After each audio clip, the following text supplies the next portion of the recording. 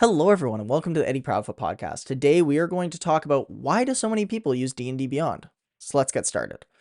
First off, I would just like to put a disclaimer out there that I don't use D&D Beyond. A lot of my players have used D&D Beyond in the past, and I don't know if they're paying for books, if they have subscriptions, or if they're just using the free version.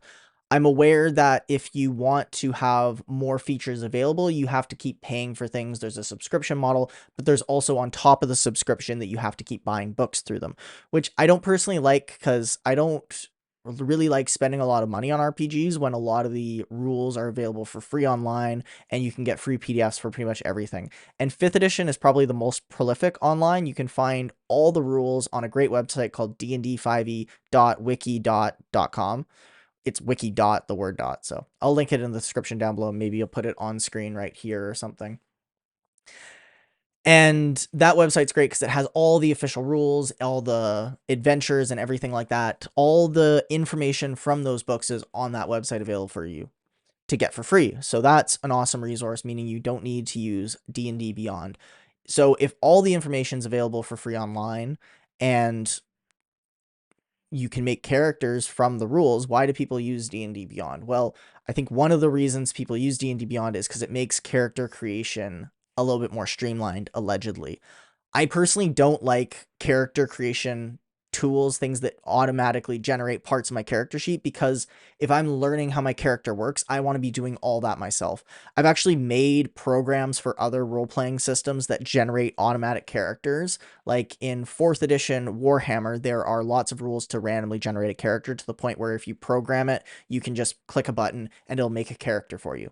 I spent a long time making a program that would do that, and then once I had it, I found that I didn't end up using it because it was more rewarding for me to build the character by hand and make all those decisions, because then it really sinks into your head how your character works if you have to take the time to build them.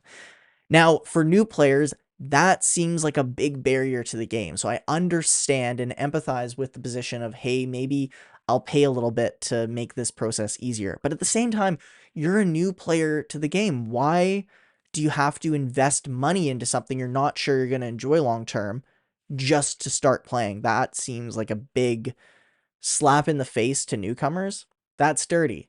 This game is free online, but they're saying, oh, if you want to make it easier, here's a tool that you have to spend a lot of money for. You can use the tool for free, you just don't get access to everything. And maybe that's the way to do it, is to use the free character creator tool a few times on D&D Beyond and then get a feel for how characters work so you can make characters. And the thing that takes people a long time when making their characters is what they are writing out. So like if they're writing out their class features, they're writing out their racial traits, they're writing out all their spells. You can copy and paste that stuff from online sources into a Word document and then print it out or keep it digital if you'd like. And that can be a faster way to make your character. You're still reading the rules as you're writing them down, so you are learning how the character works. So that's my take on character creation and automation. It's good in the sense that it'll get more people into it and help people with the biggest barrier to starting playing, which is making your character. But it's not good in the sense it can rob players of understanding their character and giving them a suboptimal experience. So I would recommend building characters by hand for that reason. Yes, it's a little bit more painful, but if you have a good DM, hopefully they will do a long session 0 where they spend the first few minutes just talking about what the campaign is going to be like, expectations, boundaries, limits, scheduling. Those are usually some standard things to talk about in session 0. And then also character creation.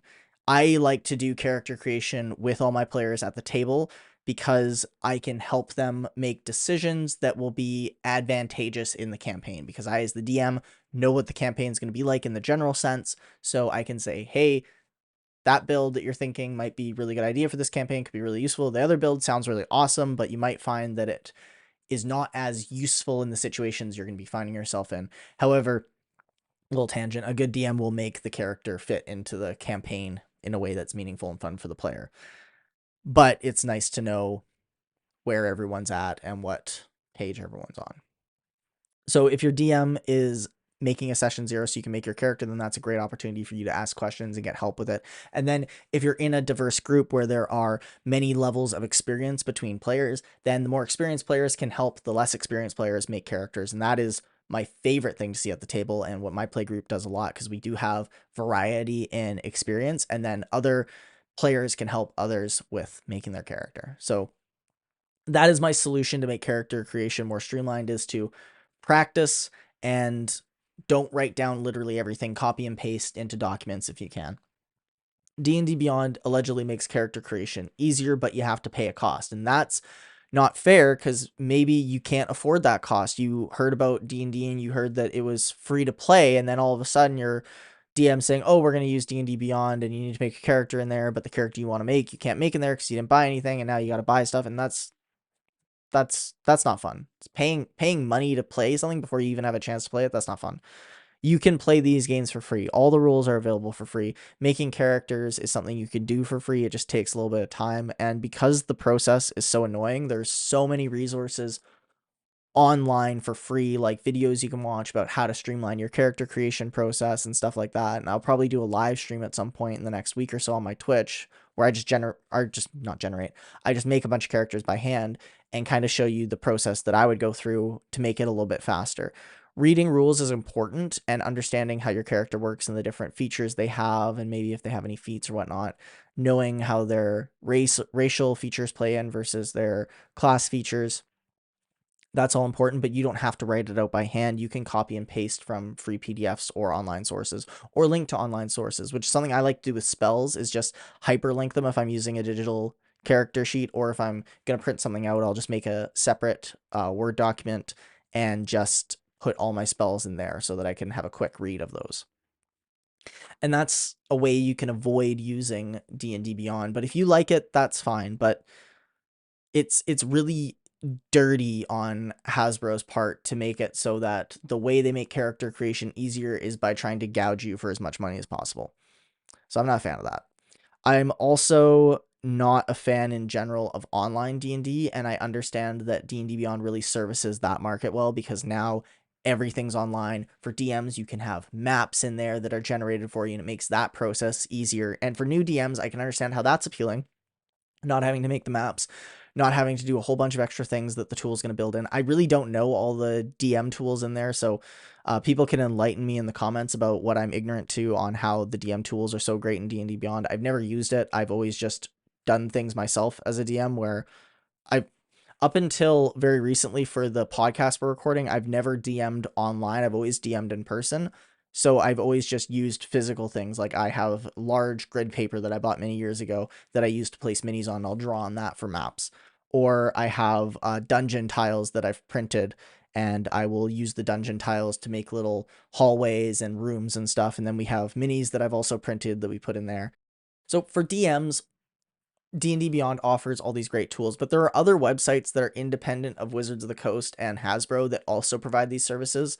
Some are free, some you have to pay for. Roll20 is popular. I'm not sure what their affiliations, if they have any problems, but I know a lot of people like using that for making online maps. And the other one I'm aware of is Fantasy Grounds, which is a purchase software, or you can license it. And I'm really a big fan of softwares that you can just buy outright. So Fantasy Grounds has an option for you to buy it for $150, and then anyone else that connects does not have to buy it. You just, as the host, have access to all the tools, and then all your players get access to it, and that's nice. And I know D&D Beyond has a similar thing where if you're the DM, you can share books with people. I was in a campaign that was in person, but my DM was using D&D Beyond, and he bought all the books, so it was accessible through there. I actually didn't put my character into D&D Beyond ever. I didn't do that. I like having a physical character sheet, so I just had my physical character sheet and told him what it was, and there was a character in there that he used and had the basics in for. But I was the stick in the mud. I was the black sheep at the table who didn't want to use D&D Beyond because I was stuck in my old ways of being on paper and not using a digital form for my character sheet. So I understand why DMs like D&D Beyond, but there are other tools that provide the same service, and it's, again, more rewarding if you make the thing yourself. I'm a big fan of DMs who create their own dungeons, create their own adventures. And that's not to say there's anything lesser about DMs who choose to use modules and use all these tools and not create for themselves and just play with what is created. That is perfectly acceptable. And if that's how you enjoyed the game, if the creation side of it is not what's for you about DMing, if running the game and figuring out the mechanics is your side, that's fine too. What I'm saying though is if you want to learn those skills, it's better to do it yourself and get the practice than it is to have it done for you. I want to close with talking about the financial aspects of this whole thing and where D&D is going. And in the last video I made that was talking about D&D 2024, which I am still excited about, I will not buy it. I will just get it for free when it comes out because, like I said, you can get these things for free. I'm still excited about D&D 2024. I think there was an impression that I was supporting Hasbro or like Wizards of the Coast of those companies, and I just want to say I don't. I don't pay money for D&D Beyond. I don't use that service, but I don't think I will buy copies of the 2024 Player's Handbook unless I read it and I think it's a really good system and I'm really excited about it. I want the physical copy, but I'm not going to pre-order it. I don't think anyone should. And like I said, the rules will be available online. And since we know from the tiers that they're coming out 2 weeks early for D&D Beyond users, I am so certain that we'll see those rules popping up on the internet for free even before the official release.